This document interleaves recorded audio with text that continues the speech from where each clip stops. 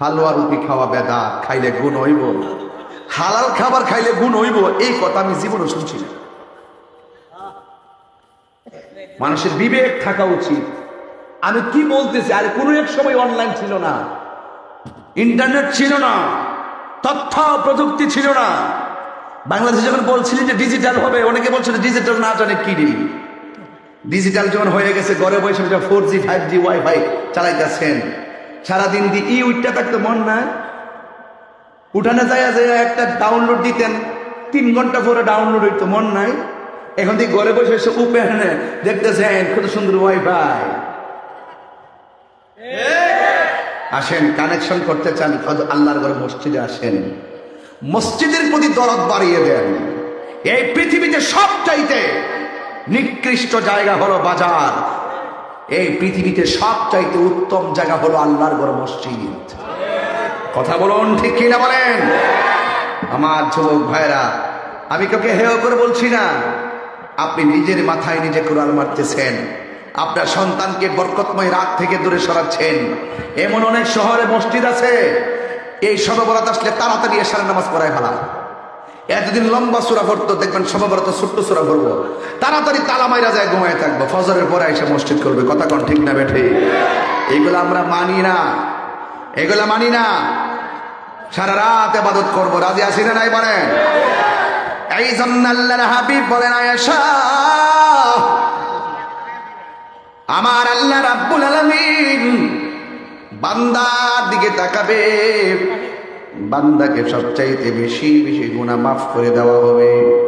এই যুবক, এমন সময় আছে রে বাবা, আজকের এই শবে বরাতের রাতটার উসিলায় আমার আল্লাহ আমাদের গুনাহ মাফ করতে পারে কি পারে না?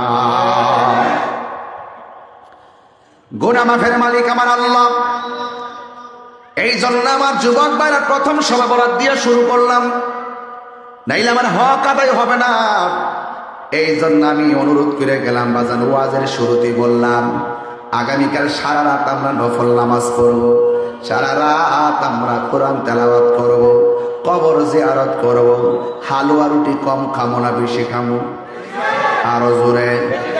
এরা যতই ফতোয়া দিবে কাজ হবে না, এরা যতই বলতেছে মাজারে যাওয়া পূজা করার মতো, নাউজুবিল্লাহ জোরে কন্যা কেন, এরা যতই ফতোয়া দেয়, মাজারের ভিতরে আশেকদের সংখ্যা বাড়তেছে না কমতেছে? কাজ হবে না, মিথ্যার জয় নাই। কথা কন ঠিক না বেঠে? মিথ্যার জয় আছে। এই জন্য অনর্থক ফতুয়াবাজি করবেন না, সারা রাত আমরা ইবাদত করব। আমার আল্লাহ বলেন, ইন্নাস সালাতা তানহা আনিল ফাহশাই ওয়াল মুনকার। নিশ্চয়ই নামাজ মানুষকে অশ্লীল এবং খারাপ কাজ থেকে বিরত রাখে। ও যুবকের দল, এই জন্য আমরা নামাজ আদায় করবো রে বাজান। আল্লাহ বলছে, আকিমিস সালাতা লিযিকরি, তোমরা আমি আল্লাহকে স্মরণ করণার্থে নামাজ কায়েম করো। আপনারা জবান খুলে বলেন, নামাজ পড়লে লাভ আছে না নাই? শুধুমাত্র তাই নাই যুবক, আমার আল্লাহর হাবিব বলেছেন, 5 ওয়াক্ত নামাজের পাশাপাশি যারা বেশি বেশি নফল ইবাদত করবে, আমার আল্লাহ রাব্বুল আলামিন এই নফল ইবাদত করার কারণে, ওভার টাইমের কারণে আমার আল্লাহ বান্দাকে বান্দা থেকে আমার আল্লাহর বন্ধু বানায় নেয়।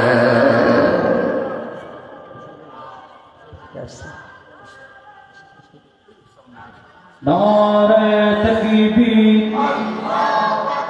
নারে রিসালাত, নারে গাউসিয়া, গাউসুল আজম মজভান্ডারি, আহলান সাহলান, মেহমানে আলা রাগমন, নারে তাকবীর,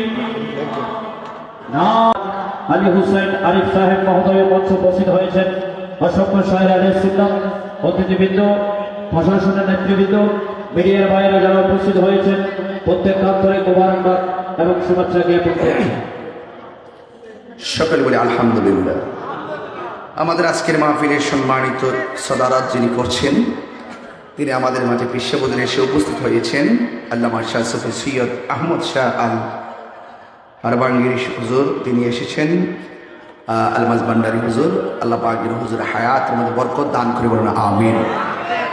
সকলে বলুন আল্লাহুম্মা সাল্লি মাওলানা মুহাম্মদ ওয়া আলা আলি সাইয়্যিদিনা।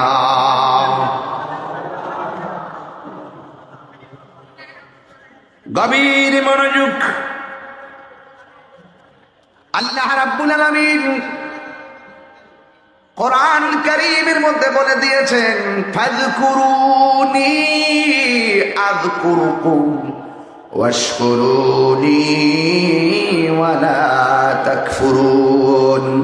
আল্লাহ রাব্বুল আলামিন বলেন, তোমরা যদি আমি আল্লাহকে স্মরণ করো, আমি আল্লাহ তোমাদেরকে স্মরণ করব। আমরা আল্লাহকে স্মরণ করি ইবাদতের মাধ্যমে। আমার আল্লাহ আমাদেরকে স্মরণ করবেন আমাদের জীবনের গুনাহগুলো ক্ষমার মাধ্যমে। আযকুরুকুম আইবির রাহমাতি ওয়াল মাগফিরা। আল্লাহ রহমত দিয়ে আমাদেরকে স্মরণ করবেন, ক্ষমা করে দিয়ে আমাদেরকে স্মরণ করবেন। এই ক্ষমার রাত যদি তালাশ করেন, এর মধ্যে অন্যতম রাত হলো লাইলাতুল বারাত। কথা বলেন ঠিক কিনা? এই জন্য আমার যুবক ভাইরা পায়ে হাত দিয়ে বলি, আপনাদেরকে অনুরোধ করে বলি, আল্লাহর হাবিব সাল্লাল্লাহু আলাইহি সাল্লাম বলেছেন, এই পৃথিবী ছেড়ে যখন চলে যেতে হবে, প্রত্যেকটা মানুষের জীবনে কিয়ামত দুইটা। একটা হলো ব্যক্তিগত কিয়ামত, আর একটা হলো সমষ্টিগত কিয়ামত।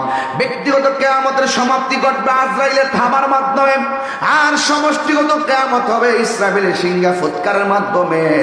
এই জন্য যুবক ভাইয়েরা আমার, একদিন আমরা পৃথিবীর মধ্যে থাকবো না, চলে যেতে হবে। যেহেতু চলে যেতে হবে, আমাদের সবাইকে যাওয়ার আগেই তো আল্লাহর সঙ্গে কানেকশন করে যেতে হবে। আল্লাহ কোরআনে বলেছেন, তুমি যদি না জানো, যিনি জানে তার কাছে যাও। কেন আমরা পীরের কাছে যাই, মসজিদের কাছে যাই? একটা মাত্র কারণ, মসজিদ মানে হলো সঠিক পথ প্রদর্শনকারী। এই জন্য মদিমালের দোকানে গেলে মদিমাল পাওয়া যায়, আল্লাহর ওলিদের দরবারে গেলে আমার আল্লাহ পাওয়া যায়। কথা বলেন ঠিক কিনা? সাউন্ডটা একটু তুলে দেন, সাউন্ড ইয়া হয়ে গেছে, মনিটর সাউন্ড দিয়ে দেন। আমার যুবক ভাইয়েরা, আমার মুরব্বী বাবারা, অনুরোধ করে বলবো, আল্লাহ রাব্বুল আলামিন বলে দিয়েছেন, তোমরা যদি না জানো, যারা জানে তাদের কাছে যাও। আল্লাহ কোরআনে আরো বলেছেন, যারা জানে এবং যারা জানে না, এরা কখনো এক হতে পারে না। কারণ এই পৃথিবীতে সব চাইতে আল্লাহকে ভয় করে তারা, যারা জানে, মানে যারা আলেম, যারা জ্ঞানী। কথা বলেন ঠিক কিনা? এবং এলেমের অনেক প্রকার আছে। ইলমে শরীয়ত, তরিকত, হাকিকত, মারিফত, ইলমে যাহির, বাতিন, তাসাব্বুর, তাসদিক, বয়ান, ইলমে লদুনি। আপনি মাদ্রাসায় গেলেন, অনেক ইলম আপনি শিক্ষা গ্রহণ করতে পারবেন, কিন্তু আপনি যখন আল্লাহর ওলিদের সোহবতে যাবেন, আপনাকে কামেল পাস হওয়া লাগবে না, মাস্টার্স পাস হওয়া লাগবে না। আপনি সিএনজি চালান, কোনো অসুবিধা নাই। আপনি অথবা অটো চালান, কোনো অসুবিধা নাই। আপনি মাটি কাটেন, সংসারের অসুবিধা নাই। আপনাকে বিশাল সার্টিফিকেট হওয়া লাগবে না। কলেজে পড়েন, আপনি অলি হইতে পারবেন। ভার্সিটিতে পড়লে অলি হইতে পারবেন। কারণ একটাই কথা, আমার আল্লাহ কিছু কিছু বান্দাদেরকে রিয়াজতের দ্বারা, মুরাকাবার দ্বারা, মুশাহারা দ্বারা আর সোহবতের দ্বারা আমার আল্লাহ তাদের মেধার ভিতরে, কলমের ভিতরে এমন এলেম ঢুকায়া দেয়। এই এলেমের নাম হলো ইলমে লাদুনী। জোরে কোন ঠিক কিনা? এই জন্য আল্লাহ রাব্বুল আলামিন হাবিব বলেছেন, যারা 5 ওয়াক্ত নামাজ পড়ে আর পাশাপাশি নফল ইবাদত করে, এরা আর বান্দা থাকে না। 5 ওয়াক্ত নামাজ পড়লে একটা বান্দা খাঁটি বান্দা হয়, আর 5 ওয়াক্তের পাশাপাশি যারা নফল ইবাদত করে, এরা বান্দা থেকে আমার আল্লাহর বন্ধু হয়ে যায়।